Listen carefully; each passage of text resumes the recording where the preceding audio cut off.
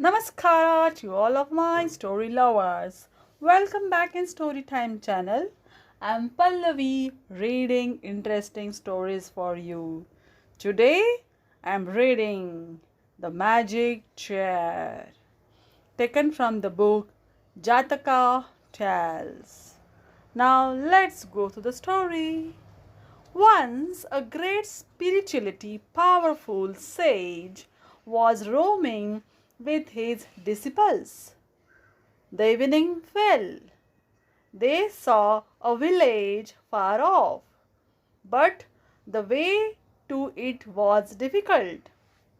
The forest through which the road led was full of beasts. There was a blacksmith's workshop and home nearby. So the sage had to take shelter at the blacksmith's home. The blacksmith gladly played host and showed great hospitality. All the guests were served food and arrangements were made for their sleep. The sage was greatly impressed by the service of the poor blacksmith to his disciples and to him. The sage gave him many thanks. While departing, he said to the blacksmith, "Son, I am very pleased. You can ask any three boons." Having done penance and meditation all his life, the sage had entered divine powers to make anything happen with his spiritual command. The blacksmith bowed with folded hands and spoke, "O great sage, bless me that I shall have no shortage of anything all my life." The sage blessed, "So be it." As the second boon, he asked 100-year long life. This was too granted. The blacksmith was puzzled about the third boon. He could not instantly think of what to ask for. In utter confusion, he saw iron chair in his workshop meant for visitors, and crazy words came out of his mouth. And for the third boon, I want that anyone sitting in that iron chair should not be able to leave it without my wish.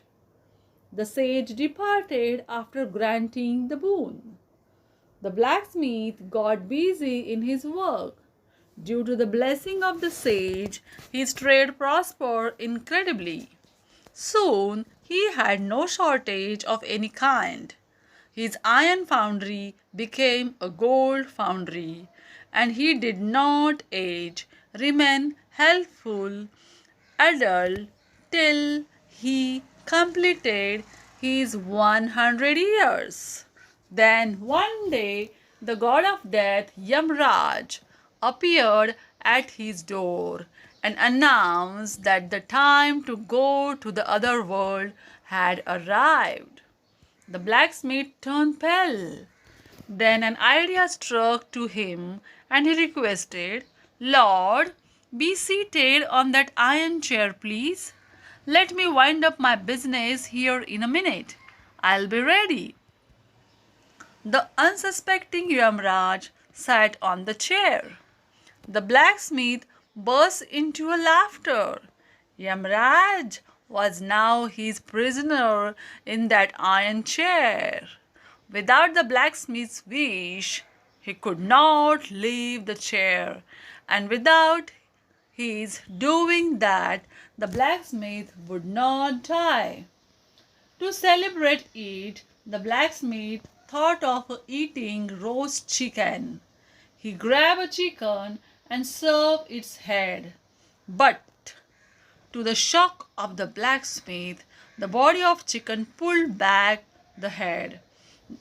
The revived chicken flew away. How could any creature die without the god of death, Yamraj, who lay prisoner. Similarly, he tried to butcher a lamb, but it also regained life and bolted away. The blacksmith had to do with rice, chapatis, and dal sabzi. So the year passed and the world turned into a virtual hell. Without dying, the creatures multiplied and multiplied and multiplied. The air became thick with insects, mosquitoes, and flies. Breathing became a torture.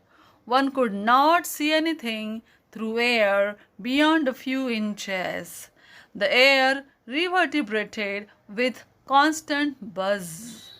The upper atmosphere was jam packed with eagles, vultures, kites, locusts, and other high flying birds.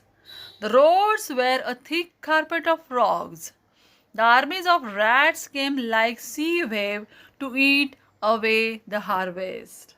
The swarms of birds ate away all fruits.